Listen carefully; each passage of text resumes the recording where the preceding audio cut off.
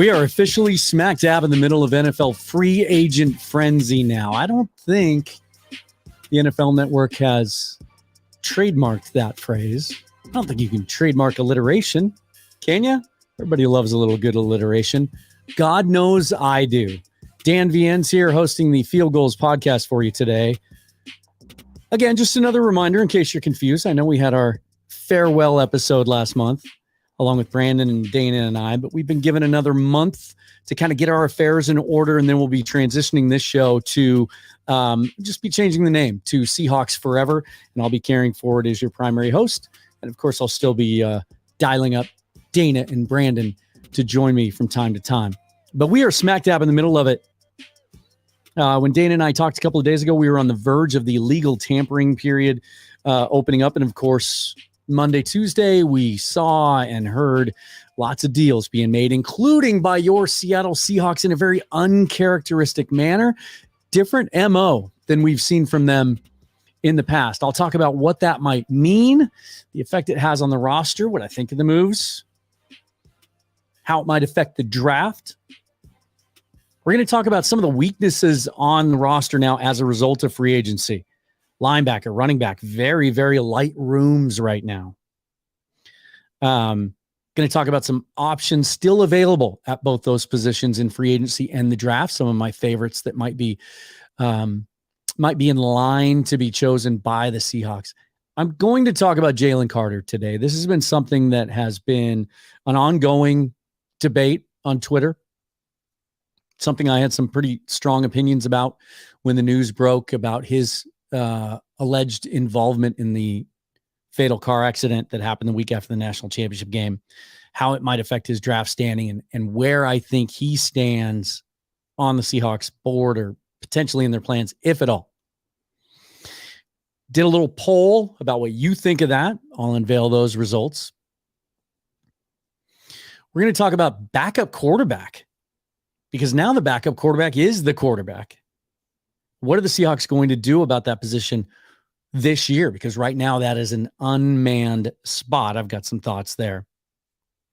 And could they be on the verge of another surprising, maybe even qualify as a shocking personnel move in free agency? They've already surprised us this week. Could they do it again? And then I'll mock the mock again. Take a look at a 2-round mock draft from Ryan Fowler at the Draft Network today that I think is one of the most complete, one of the most interesting 2-round mocks I've seen out there. Get your thoughts on that as well. And I know I've got some questions that came in on Twitter today. Also, I will get to those. But first, the news of the day. Also, keep your ear out for this. If you happen to hear this,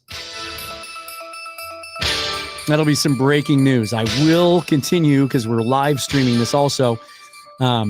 If you're not listening to the audio version of this, posted to Spotify, Apple, all the podcast platforms. If you're watching the live stream and breaking news does come down the pike, I will certainly try to announce it. And of course, we're all kind of waiting on Bobby Wagner. Officially, as of 1 o'clock Pacific time today, released by the LA Rams. He is now available. What will the Seahawks do about Bobby Wagner? Will he be back in the fold? I'll touch on that in just a little bit. But the big news this week, of course, the Seahawks with undertaking a complete remodeling of their defensive line, which we knew that was going to be an emphasis. Pete Carroll said so right after the season was over. He said, look, we just weren't dynamic enough up there. Specifically name dropped a couple of the San Francisco front four guys. Nick Bosa, obviously, but Eric Armstead too, that just a different body type was needed up there, guys that fit the scheme a little bit better.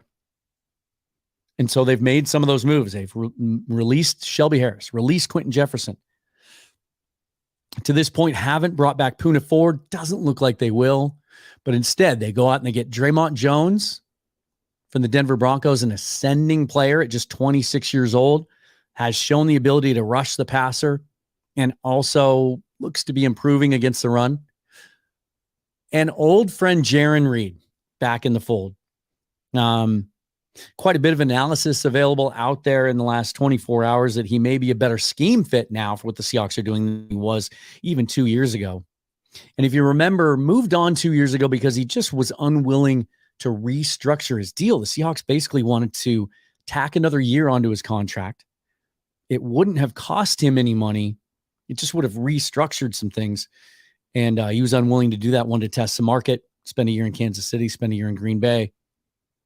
And has been a very durable and reliable player.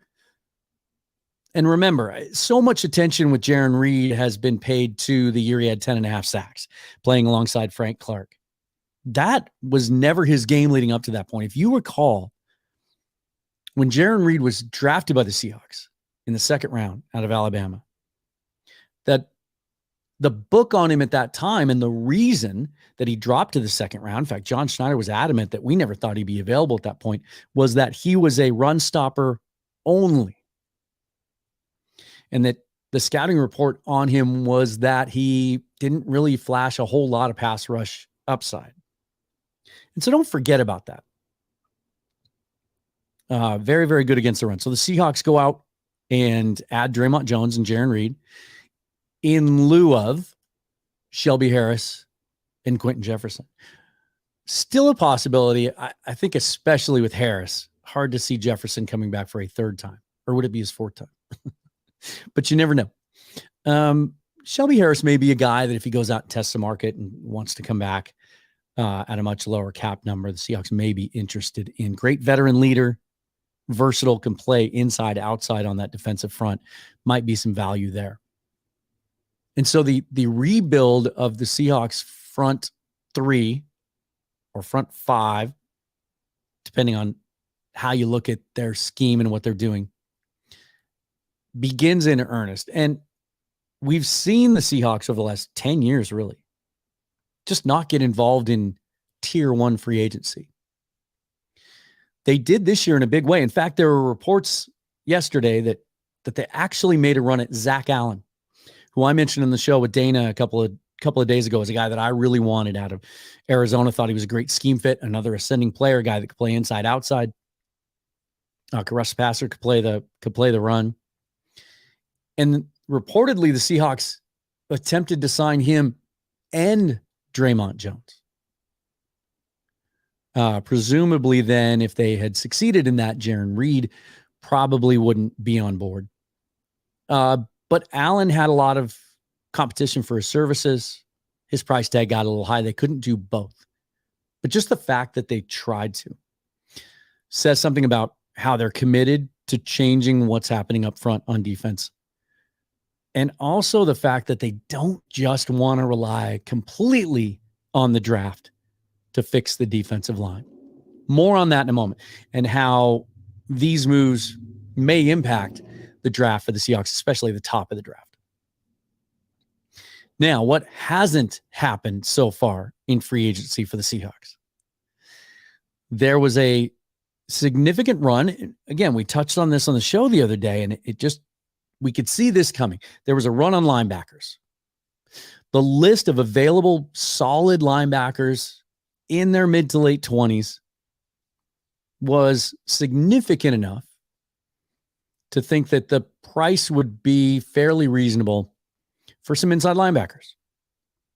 Remember, Jordan Brooks suffered a torn ACL late last year. Probably will start the season on the PUP list. Maybe gets back by midseason. Cody Barton signs a 1-year, $3.5 million guaranteed deal with the Washington Commanders. Be interesting to see how he performs there, especially given all the fans that think that he was a terrible player last year.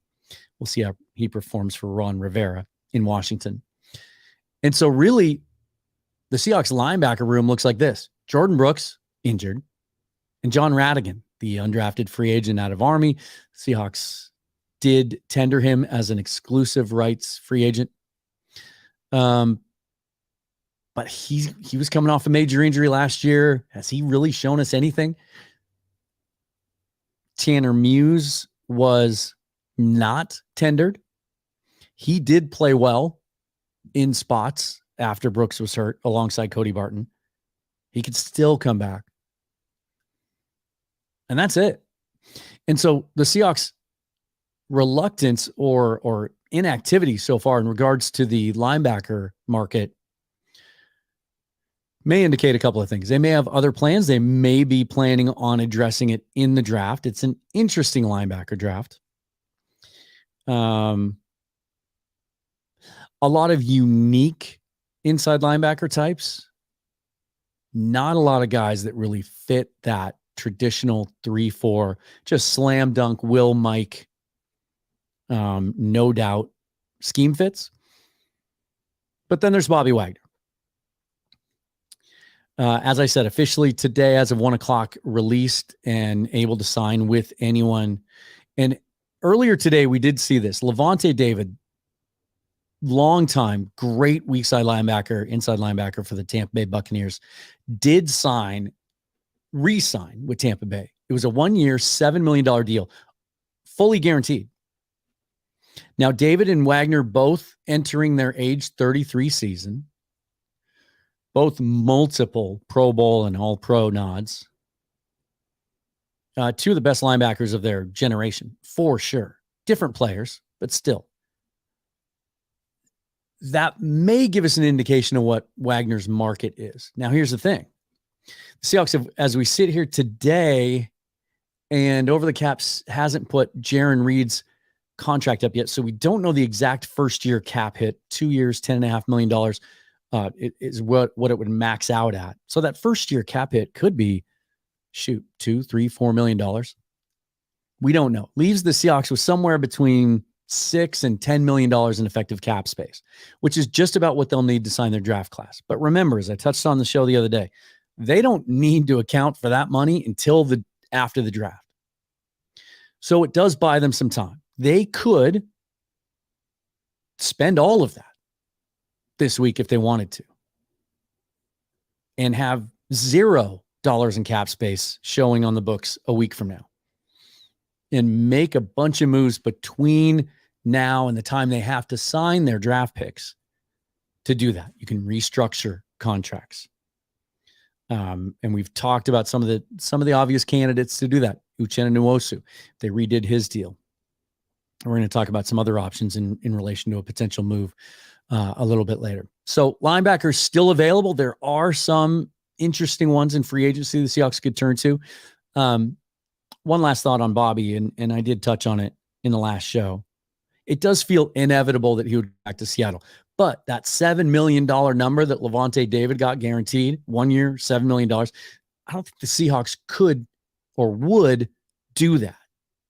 Again, as I just pointed out, they could from a bookkeeping standpoint, but to do anything else, they would have to sign or make some other moves. But you could say hello to Butch, everybody. Sometimes I think he just gets a little jealous and I'm not paying attention to him and just has to create some ruckus in the background. Let's hope it just stops there.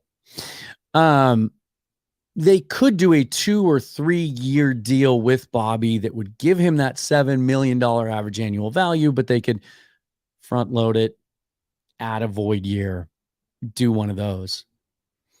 But it'll be interesting to see if the Seahawks are willing to go that far with Bobby. And again, you know what? Let's just check in. Let's just check in and see if there's anything going on at this point. Don't see it. Don't see it at the moment. Okay, so back to linebackers. These are some of the names still available that would fit, make some sense. Drew Tranquill from the Chargers. Quan Alexander, still just 29 years old. Hard to believe, right? Devin Bush, Jalen Smith, who's really bounced back.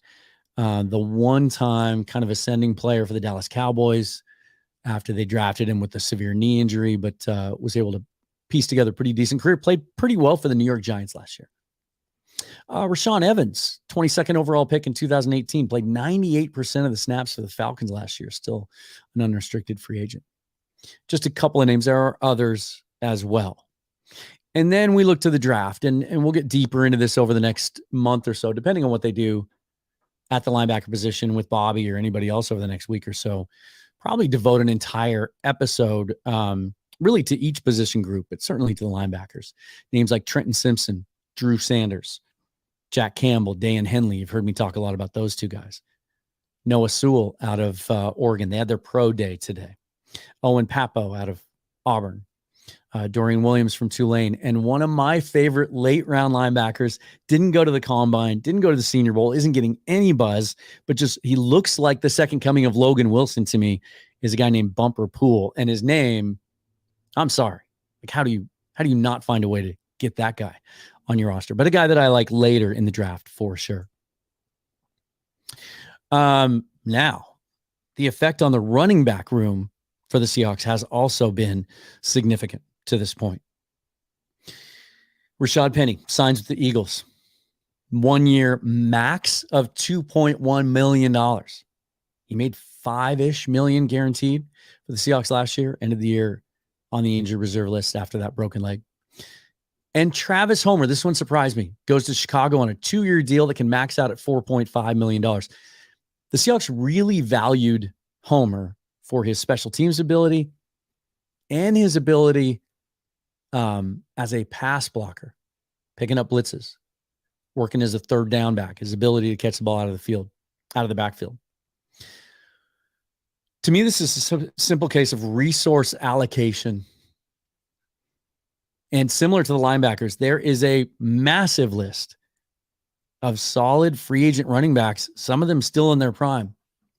We know how the value of running backs has diminished to the point that franchise tagging an elite running back now, like Josh Jacobs or Saquon Barkley, only costs you $10 million a year. And guys like Austin Eckler are seeking a trade because the Chargers don't want to pay him big money. So I think the Seahawks would have loved to give Penny another shot, and maybe there were discussions, but in Penny's case, well, actually in both these cases, I believe that I think there's a scenario where the Seahawks would have wanted Homer back, or they would have wanted either of these guys back. But in both cases, the player may have thought there was a better opportunity elsewhere, seeing that Kenneth Walker is the dude in Seattle for the foreseeable future. And for Penny, it may have just made sense, especially going to the Eagles behind that offensive line and operating in that offense. If he can finally avoid the injury bug, and as I said on the show the other day, this guy is not injury prone. These are not soft tissue injuries that have knocked him down. He was incredibly reliable and durable at San Diego State. It's one of the reasons the Seahawks had him so high on their board. But also we're talking about an ACL tear and a broken leg. These are not pulled hamstrings. These are not soft tissue injuries. I think in both these cases, the player just saw maybe a better opportunity. Homer to go to Chicago, where they let David Montgomery walk, maybe get an opportunity there to be a little bit more, just have a bigger role. But as far as the Seahawks go, they may have just not wanted to commit that kind of money to either of these guys. Or they may have just been looking for a different type of back to complement Ken Walker. And here's just an idea of this is just maybe a third of the names on the remaining running back list. Guys like Damian Harris, Devin Singletary, Darrell Henderson, Miles Sanders, Kareem Hunt, James Robinson, who maybe in his second year coming off the Achilles injury will be more explosive, and a guy that the Seahawks really liked coming out the year he was signed by the Jaguars as an undrafted free agent. And then there are three guys that if the Seahawks do want to commit to finding that running mate for Kenneth Walker, a guy that is good on third downs, also might be a little bit bigger, a little more physical inside runner. How about Alexander Mattison from the Minnesota Vikings? Or Deonta Foreman, Carolina, big bruising inside runner. Or how about Jamal Williams, who scored 1,000 touchdowns for the Detroit Lions last year, and they're letting him walk. In fact, they signed David Montgomery away from the Bears to pair with Swift. How about Jamal Williams? He was a guy that I advocated for the Seahawks signing last year. A guy that is really good catching the ball out of the backfield. Just a great locker room guy, too, which is something the Seahawks obviously place a great deal of emphasis on. How about Jamal Williams?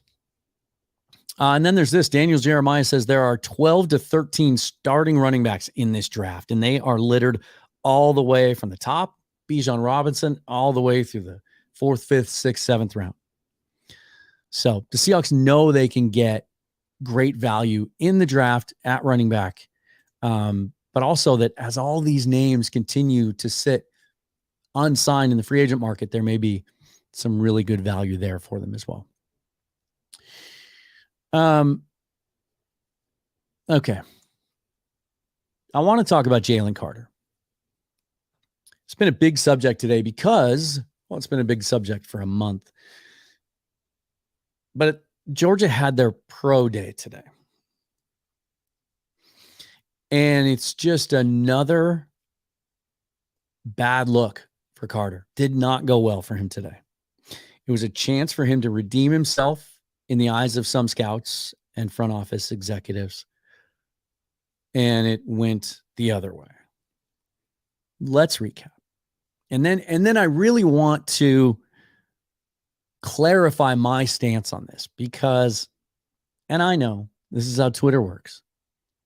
People don't always actually interpret what you say properly. They just get triggered and they want to put up a fight. But I want to clarify where I stand on this issue. Here's what we know so far about Jalen Carter's situation. Back in December, Todd McShay reported that some teams were worried about character concerns and that it may push him down some teams' draft boards. Teammates and coaches ran to defend him. Todd McShay took a tremendous amount of grief and criticism for saying that. It didn't help that McShay's had some personal issues in the last year or two, and people kind of piled on with that too, which was unfair. But that's kind of where the eyebrow raising started. On the field, he showed flashes of everything that everyone had been saying about him since he arrived in Georgia. A dominant front four player, scheme proof, can play in a 3-4 or a 4-3, can play standing up, can play in the dirt. Incredible strength, quickness, athleticism for a guy that size. Guy that's going to push the pocket and affect the run game and the pass game. But in the college football playoffs, we saw him gassed. We saw him struggle with his conditioning. And he even admitted after the semifinal game, can't remember off the top of my head which bowl game that was, that he could be in better shape. Okay? And then the season ends.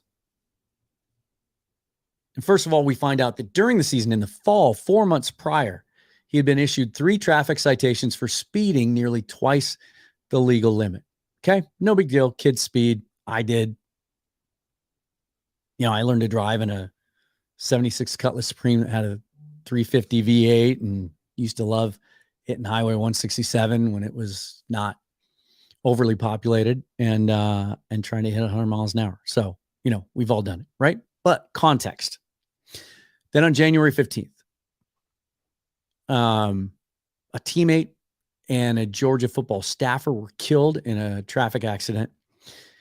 And allegedly, Jalen Carter was involved, speeding at nearly 100 miles an hour, racing the other car, weaving in and out of traffic, into and out of oncoming traffic, and presumably knowing the driver of the other car, a young lady, was drunk.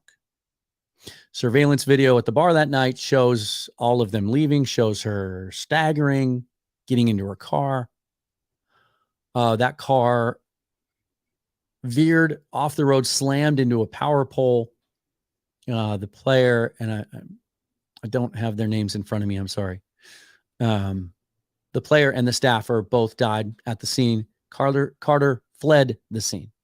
When questioned by police later, he lied, not once, but twice, about being there at all and what his role in the incident might have been. So this all came out at the combine. And that's when I first started to tweet that, well, he's probably off the Seahawks draft board. And some of you came after me hard. And there were some tough conversations because the angle that some of you took was, well, the Seahawks have taken troubled players before. Why wouldn't they do it again? He's that good. And some of you took the angle of, it was only 2 misdemeanors that he's charged with. What's the big deal? I have problems with both of those opinions. One is 2 people died, and he was involved in the activities that led directly to their death and could have jeopardized other lives. When he had a history of it, had been caught doing it, see where I'm going with that? That to me speaks directly to character. But also the fact that because the Seahawks have drafted troubled players before, and I'm thinking specifically of Frank Clark and Malik McDowell, that they would do it again. Well, if that's how you feel, you just haven't been paying attention at all. Now today, Georgia's pro day. And I gave credit on Twitter, on the show, to Carter and the way he responded at the combine. He flew back to Athens. He turned himself in. He was booked. He was released. He flew back to Indianapolis. Didn't participate in any of the combine testing, but was on the field supporting his teammates and showed up and did team interviews. I thought, okay, you know what? This kid might have a chance to bounce back from this. Now, 2 weeks later, Georgia's pro day. Chance for him to really shine and show, hey, I'm 6'5", I'm 305. Watch this elite athleticism. Nope. Showed up out of shape, unwilling to do all the tests after he had indicated he would. And according to onlookers and scouts that were there and reporters that were there, had to quit partway through the testing because he was breathing heavy, he was struggling, he was gassed, he was out of shape. And so you tell me what's worse. Making mistakes or not responding appropriately to making those mistakes. We have seen 12 years of track record now of Pete Carroll talking about his philosophies and what he looks for in players. And one of them is grit. You hear about that? And specifically, how that relates to overcoming adversity. There was a time there where they loved drafting players that were coming off major injuries or that had experienced some tragedy in their life and had to overcome it. This kid is under a microscope. He has an opportunity to be a top 5 pick in the NFL and set himself and his family for life. And this was how he responds to it. Now I want to clarify where I stand on this. Because where a lot of you who criticized me for taking this stance went to was wrong. All I said when this news broke at the combine was the Seahawks are going to take him off their draft board. And yet I got attacked with, you're condemning the kid, you're crucifying him, you're convicting him before he's had a chance in a court of law. I never said a damn thing about the kid's character. What I did say, and what I'm saying today is, there are questions, and they are legitimate questions. And I have 2 points about that. One, if you're willing to just sweep all that under the rug and overlook those concerns because he can be a dominating player if he does put it all together, then I question your priorities. But also, you just haven't been paying attention. You just haven't been paying attention. John Schneider at the combine talked extensively about how the Seahawks have changed and adjusted their rating system and the way they build their board and how much weight they give to character. Not just not fucking up and being a dumbass, but flipping that on its head and prioritizing players who go out of their way to be leaders. Captains, doing work in the community, players who carry themselves a certain way, that walk into the room and, as John Schneider used to talk about when evaluating quarterbacks, tilt the room. The Malik McDowell mistake in 2017 set this team back years. They spent the next couple of drafts trying to make up for that mistake. They overlooked obvious red flags with McDowell because they saw what? A freak. What was he? 6'6", 315, incredible athlete, strong, long arms, could play inside and out. Looked like Michael Bennett hulked up. And they overlooked obvious red flags leading up to the draft. This kid was a top 20 talent, dropped to the second round because other teams didn't have him on their board. Seahawks overlooked that, took him, paid for it for years.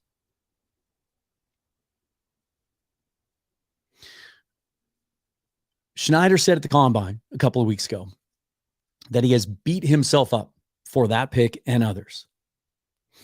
And that they've changed the way that they look at things. And in particular, talked about last year's draft. Look at the guys in that draft. A lot of team captains. A lot of just good dudes. Right? And guys that are committed to football, where football is so vitally important to their existence that they have a passion for it. That's my biggest concern with Jalen Carter right now. Is that he's not passionate enough about football to be able to behave better off the field or work harder off the field. There is a path for him to redeem himself today. And he blew it. He could have shown up today and changed people's perceptions of him, and he blew it. And again, if you're sitting there thinking, well, God, again, you're condemning this guy. What? He still has a chance to come. I sure hope he does, and you're absolutely right, and he might. This is about mitigating risk. It's about using your resources appropriately. Where the Seahawks are, and listen to this because this is my point, where the Seahawks are right now in their development, in what they're trying to build, with a 72-year-old head coach who isn't going to do this for very long. They believe they're on the verge of being a Super Bowl contender. They have the 5th pick in the draft. This is a gift. It's a fucking gift. You think they're going to risk that pick on a player with this many red flags? I don't care how good you think he might be. Or I'll take it one step further. I don't care how good he ends up. If he drops to the 20s, I'm not looking at the draft board right now. If the Pittsburgh Steelers take him at 18 or 19 or wherever the fuck they're drafting, and he becomes an all-pro because he turns it around, I don't give a shit. I'm not taking that risk at 5 right now with what this team needs to add to their roster and to their locker room. That's what I'm saying. I hope the kid gets it. I hope he turns it around. But he blew a great chance today. And I don't know how many chances he's going to have between now and April. And I suspect that based on what Schneider and Carroll have done over the last 5 years, that it's too late. And again, if your thought process is, well, they've taken, and I'm not just saying you as in you, those of you who listen to this show. I've seen big name draft analysts say the exact same thing. Well, the Seahawks have taken chances on questionable characters in the past, so why wouldn't they do it again? I'm mocking Jalen Carter to him at 5. That's lazy. You're just not paying attention. Look at their drafts since 2017. Corbin Smith and I were having this conversation today. He covers the team on a daily basis, knows people inside that building. Find one player from 2018, 19, 20, 21 last year that has even a hint of red flags comparable to what Jalen Carter is presenting in this moment. So I hope I've clarified that. I really want to stop talking about it. I'm just not going to do any more mock drafts with him at 5. I just don't think there's anything he could do at this point to get back in the good graces of John Schneider and Pete Carroll. So I'm going to be looking in other areas. And I think the fact that they were willing to go as far as they did in free agency to give significant money to Draymond Jones and Jaron Reed is a direct reaction to the fact that the guy that might physically fit their roster the best at 5, not a consideration anymore. And there's guys I like later in the draft, obviously, and I've talked about them before, and I'll talk about them again. Guys that are damn near as gifted physically as he is, but much, much, much better at conducting themselves off the field, at least to this point. Okay?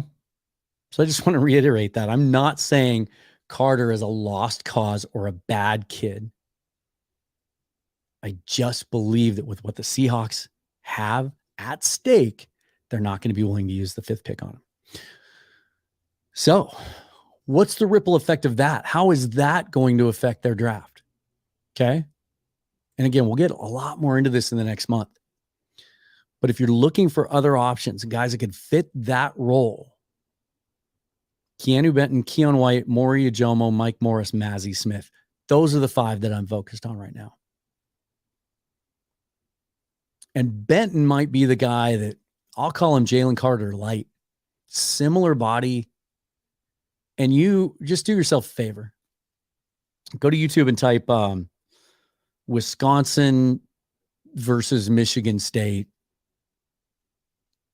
First 3 plays of the game, watch Keanu Benton. Watch how he affects the Spartans' offensive line on the first 3 plays of the game. And he was just as good at the Senior Bowl and turned a lot of heads. And those other guys I mentioned, they're all very versatile. They can play a little 5-tech, a little 3-tech, some nose. Mike Morris is a guy we know they've actually met with. And Mazzie Smith is just an absolute beast in the middle, more of a pure nose tackle, but those are just some names to keep an eye on. Now let's talk about the draft, because this is another thing where I get into daily debates with people. And look, I'm not begrudging any of you having different opinions than I do or different outlooks on things, but I just want to explain how I look at the draft. I try to look at it not from what I want emotionally. And I try to think about, like, if I were John Schneider, if I were in his shoes, if I were a good GM, period. I see a lot of things like this. Well, nope, can't take a running back at 20 no matter what. No matter what. Had that debate with somebody today. Nope, can't do it. Can't take a receiver at 20. Don't need one. Don't need a receiver. That's terrible value there. I see a lot of that. I hear a lot of that. Having boundaries like that is what bad organizations do. It's what gets you in trouble. It's what leads to bad drafts. Go back and do yourself a favor and Google. You can use the Pro Football Database is a good one. Pro Football Reference is always good. And look up historical drafts. Look at the Baltimore Ravens. Just go back and watch what Ozzie Newsome had done there over the years before he retired. Every single year you watch the draft, didn't you catch yourself every time the Ravens spot came up just going, God damn, they took a good player there. Jesus, I didn't see that coming. How does the draft always fall to them? All these other players that other teams pass on fall right into their hands. It's because they don't pin them. They don't paint themselves into a corner with those types of attitudes. You take the best fucking player that you can. And if it's tie, or if you have 2 or 3 that are right there, sure, you lean need. But if you go into a draft saying to yourself, well, no matter what, not taking a running back at 20, and Bijan Robinson drops to 20, and you pass on him because you want to reach for a guard because you think you might need, man, you're going to regret it. That being said, John Schneider has used the term best player available more this offseason so far than I've ever heard him.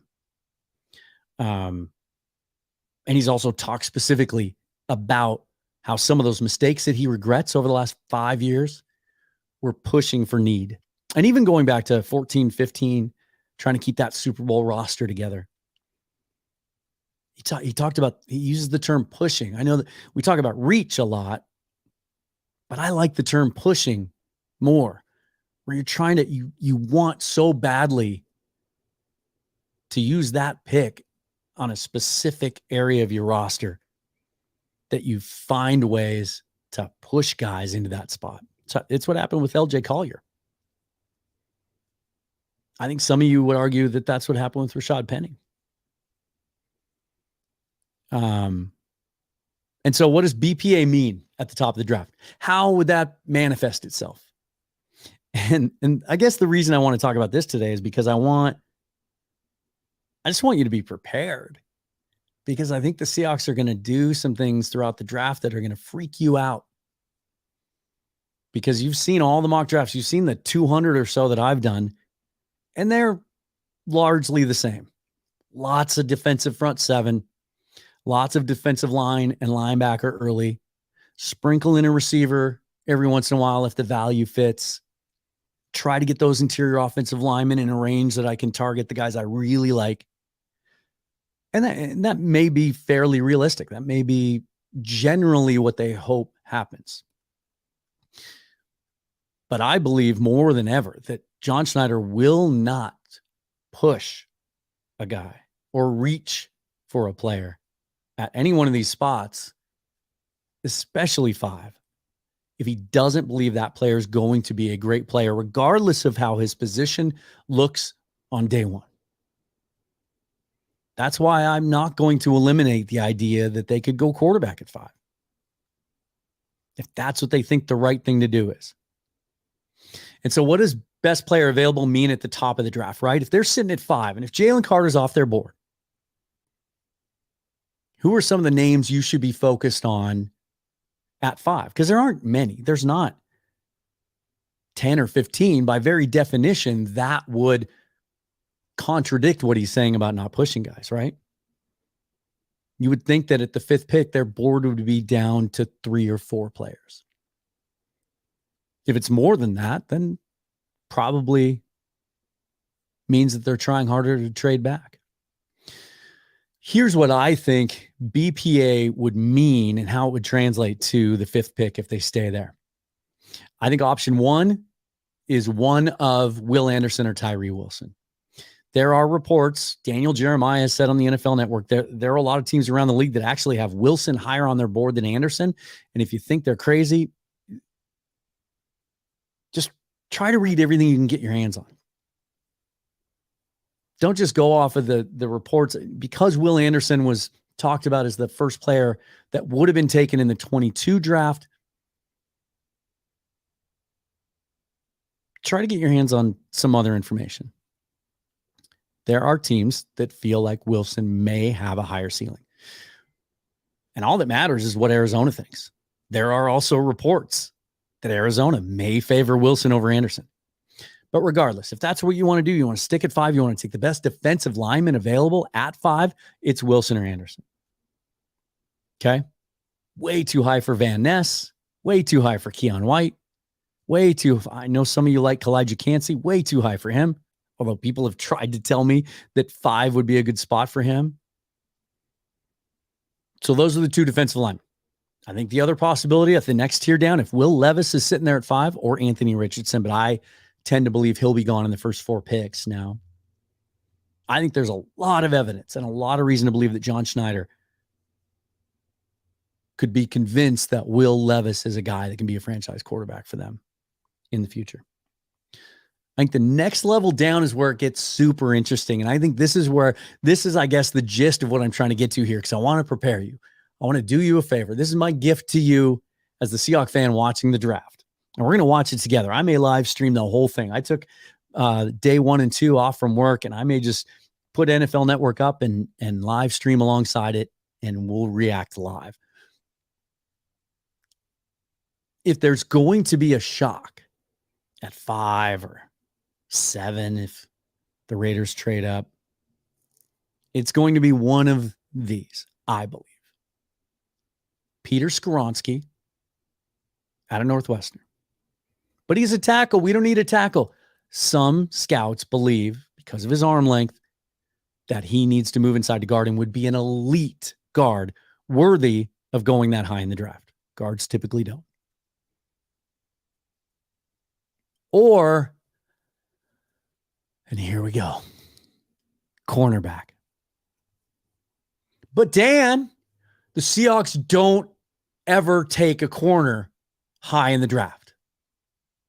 They just won't. Who ever said that? The Seahawks ever say that? They just haven't had an opportunity to, so we don't know. The first year that they were here, Schneider and Carroll, they did take a safety in the top 10. Or was it top 15? If that's the case, the two names you hear the most are Devin Witherspoon, Christian Gonzalez. To me, hands down, it's Gonzalez. I know Witherspoon's really kind of shot up with a bullet because of his physical nature, but he hasn't run a 40 yet. I've read some scouts that say his refusal to run a 40 is because he doesn't want people to see the time. He's not fast. But he's a mauler, right? Oh, that's the Seahawks style. They like physical corners. He also has 31-inch arms. Seahawks have never taken a corner that had sub 32-inch arms, I don't believe. Or did that change with Trey Brown? Maybe. To me, it's Gonzalez. He was far and away the most, he was an athletic freak at the combine and his pro day today for Oregon. Athletic freak. He's smooth. He's a press man corner. He's tall. He's long. He fits all the Seahawks parameters and thresholds. If they're going to throw a curveball at us at 5 because they can't trade down and they don't like either Anderson or Wilson, I don't see that happening. I think this would most likely be in a trade down. They move down to 7 or 8. To me, it's Gonzalez. Just getting you ready, man. Getting you ready. But they might have another option at corner too. So the Philadelphia, let's talk about this. This will be fun. This episode's taken on a serious tone. Let's have some fun. Darius Slay was released by the Philadelphia Eagles today. He's still, he's 32 years old. But I think most believe that he's still playing at an elite level. Well, he's going to be too expensive, right? You've seen, and Dana touched on it the other day, Quandre Diggs and his recruiting efforts, right? Every single big name free agent that's released, he's trying to get him here. There's Frank Clark. Gosh, was he in on Shaq Griffin too? Just all these big names. And Bobby, obviously, every day he's out there tweeting things about Bobby. Is it time? Is it time? Darius Slay, Quandre referred to him on Twitter just the other day as his best friend. They played together in Detroit, and then Detroit kind of sent them their separate ways. What if Slay sees an opportunity in Seattle to play for a defense that loves their press corners, to play opposite Tariq Woolen, to play with his best friend, Quandre Diggs? And what if it could work money-wise because Diggs would be willing to redo his deal? $22 million cap hit this year. $13.5 million of that is in salary. Now, the Seahawks don't typically like to do this, but the easiest way to free cap space with an existing contract, if there's multiple years left on it, is just converting all or part of that salary to bonus. And then you can spread that out. It hurts you a little bit more in later years, but the Seahawks' future cap looks good. And you free up immediate cap space. What if? What if Quandre Diggs was willing to do that? And our friend Matty Brown, who's been on our show before, co-hosts the great Overload podcast with Griffin Sturgeon, said, this isn't my lane, but I'm hearing buzz. And then Darius Slay's wife tweeted some eyeball emojis. So, I mean, if that's not hard-hitting reporting, I don't know what is. Here's another way the Seahawks could clear some cap space. Let's talk about Jamal Adams. been my belief that the Seahawks are going to give it one more year, see if he can come back from this latest injury, because the contract gets a lot easier to move out from under in 24. But if they do a post-June 1 cut, it's not that painful this year. There'd be $9.6 million in dead money, but they would save $8.4 million. And this is one of those classic cases of if they don't feel like he physically can get back to being the Jamal Adams they were hoping to get when they acquired him, then if you try and you leave him on the roster and you try to get one more year out of him, you're talking $17, $18 million. And if he doesn't play, he doesn't contribute, he doesn't become a significant piece of your defense, well, you're out that entire amount. So why not do a post-June 1, take the $9.6 million hit, but free up $8.4 million? And here's the thing. Pete Carroll said that, he's doing all the right things. Adams is tweeting out or putting on his Instagram that he's running without a limp. But Carroll said they're meeting in a couple of weeks. That would indicate a physical coming up. And he talked, he cautioned about, everything looks good now as long as there's no setbacks. If Jamal Adams comes in a couple of weeks and they don't like where he's at physically, maybe they just move on. Do a post-June 1, clear that money. They tendered Ryan Neal, work out a long-term deal with him. And there's some interesting safeties in this draft as well. So just a thought. With that in mind, let's see what we got here. Let's take a live look at, see if there's anything. This is not great for the audio only. I don't see anything at this point. This is a bummer. Fletcher Cox resigns with the Eagles on a one-year deal. He's somebody that I thought, talking to Dana the other day, might make some sense as a veteran that would fit. Be interesting to see the money. The Eagles are really doing some things with their cap. 1 year, $10 million deal. That's much more than I thought the Seahawks would have been willing to go. Would have had to be more of a line. I don't see anything about Bobby. Don't see anything about Slay. Jadeveon Clowney was officially released today. Would the Seahawks have some interest in bringing him back? Remember, he was disappointing here as a pass rusher, but that was never really his game. Was known as an elite run defender with some durability issues, but I think he played fairly well with Cleveland last year. I want to talk about two more things before we get out of here, briefly, because took a little extra time earlier on the whole Jalen Carter thing. Who's the backup quarterback this coming season? A couple of options. Obviously, if they take a guy at 5, that could be it. But I would think that the Seahawks would want to hedge that position before the draft. A couple of interesting names out there to keep in mind. Gardner Minshew, I think you all know my affinity for him coming out of WSU. He's played well with the Jaguars when he had an opportunity. Looked good for Philly. Had the one game with 3 interceptions, but did some cool things when he played for Jalen Hurts down the stretch last year. Guy who I think fits this offense well, wouldn't cost a lot, and might want to come back to where he experienced his greatest success as a football player in the Northwest here. He's a free agent. Blaine Gabbert is an interesting one. Has kind of resurrected his reputation a little bit from first-round bust to a pretty solid journeyman backup. Has been with Tampa Bay for the last 3 years. He's an unrestricted free agent. They have Kyle Trask, and they just agreed to a deal with Baker Mayfield today, and so he's going to be available. And in 2011, when he came out, there were reports that the Seahawks had them at the top of their draft board, at least as far as quarterbacks go. He's only made $2.5 million as an average annual value the last couple of years. He might be an option. I've talked about Matt Corral. The Carolina Panthers are shopping him. He's a guy I liked in the draft last year, a 3rd-round pick last year, and they missed the whole year with a foot injury. I think it was a Lisfranc injury. 6'2", really athletic, mobile, really whippy live arm, quick release, really like the way he throws the football. And the Seahawks were connected to him in the draft last year as somebody that they liked. He can be had. The reports were that it won't cost much? Can you get him for a 6th or a 7th round draft pick? I think he'd be a really interesting guy if you don't draft a quarterback high this year to bring in and try and develop him for a year and see where you're at. And then there's one name that remains out there, and it's Drew Lock.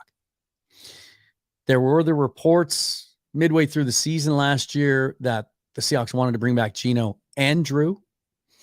A market has not developed for him, at least that we can see.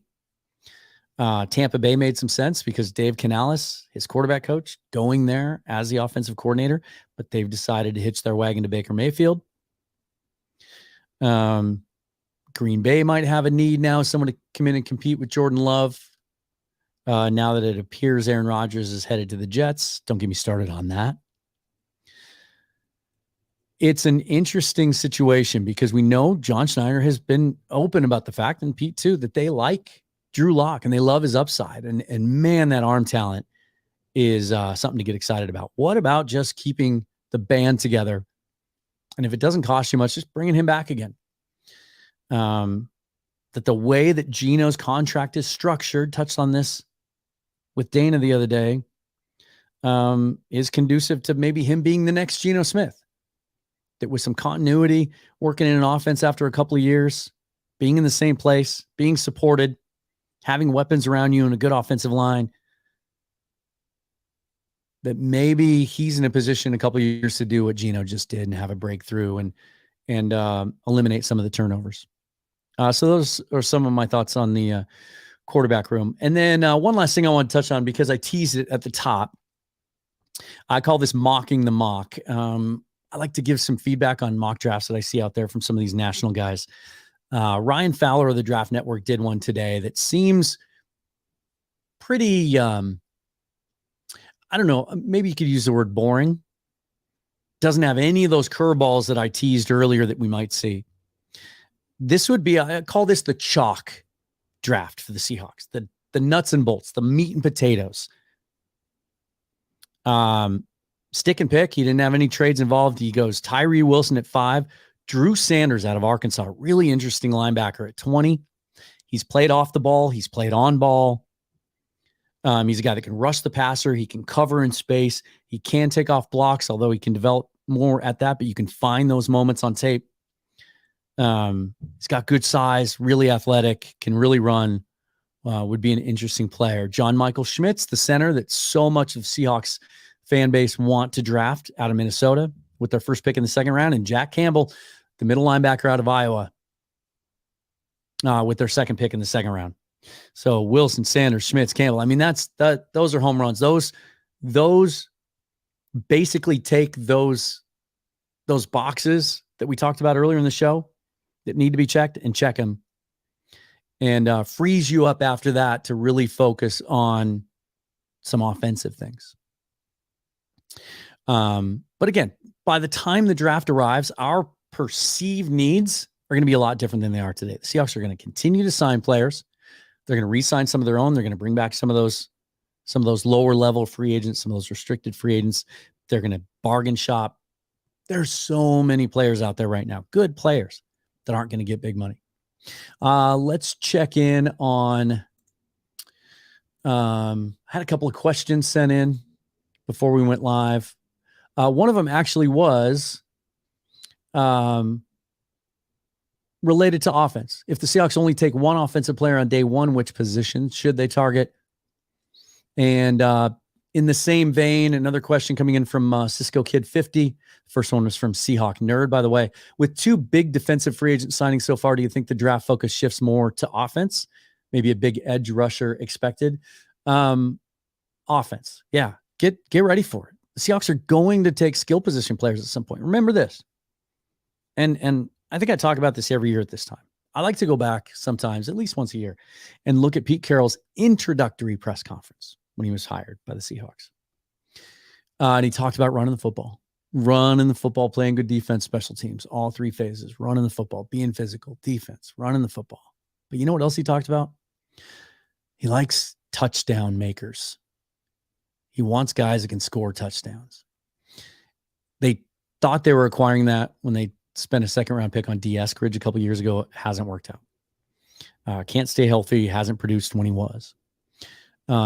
If there's value, if there's a guy they like at receiver at any point in the draft, they'll pull the trigger on it. And I think 20 makes a lot of sense. When you look at the way the board falls, I know y'all want to take a center at 20. It's probably too soon.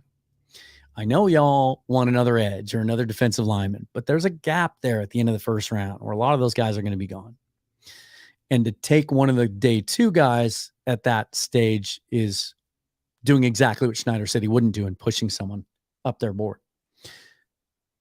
That's about where I think the receiver run is going to start. Guys like Quentin Johnston, Zay Flowers, Jackson Smith, and Jigba, who I think would be a perfect fit. So would Zay Flowers.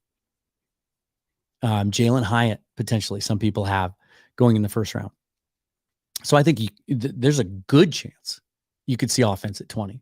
What'll be really interesting, and I know people don't want to talk about this, but if Bijan Robinson were to drop to 20, things get really interesting. I think more than likely the Seahawks would be in prime position then to trade down with the team wanting to move up. I think they'd be tempted to take him because he's an elite talent, and you just take good football players, right? That's what I say all the time. But I think specifically as far as need goes, and again, we'll know more before the draft arrives. I think that would be a tough one. But receiver makes a ton of sense to me at 20. Let's see if there's any I'm missing. The Jalen Carter thing. Did a little quick 1 hour poll on what would you do?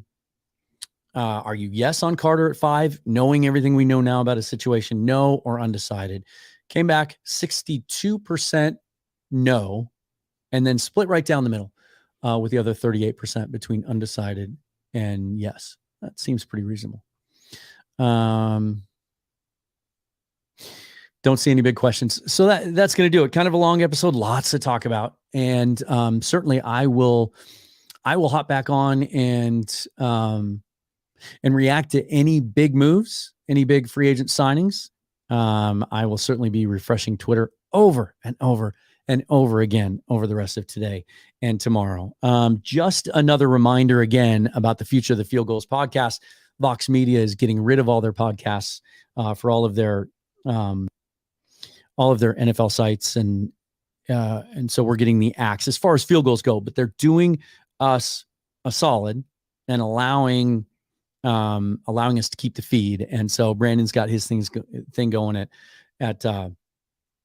Seahawkers. So that's his focus. Dana has a bunch of other things going on, as we've talked about on the show. And so we're going to rebrand this show. It's going to be called Seahawks Forever. I will be the primary host. I'll have those guys on whenever I can, as well as some of the other guests that you've come accustomed to, some of the guys that cover this team locally, and also all the great writing staff from Field Goals. I'll certainly be tapping into that. You don't have to do a thing. Nothing will change as far as you're concerned. If you're subscribed to the show, you'll get notifications that new episodes have been posted, and nothing really changes for you, so you don't have to worry. If you don't subscribe, do it now so that you can find it again when it pops back up. Lots going on the rest of this month, and then as we head into the draft, that'll become more of the focus as we get into April. Start to break down some of those position groups and give you my rankings and catch up with some of the guys that cover this team and what they are hearing and what they are thinking the Seahawks might do come draft time.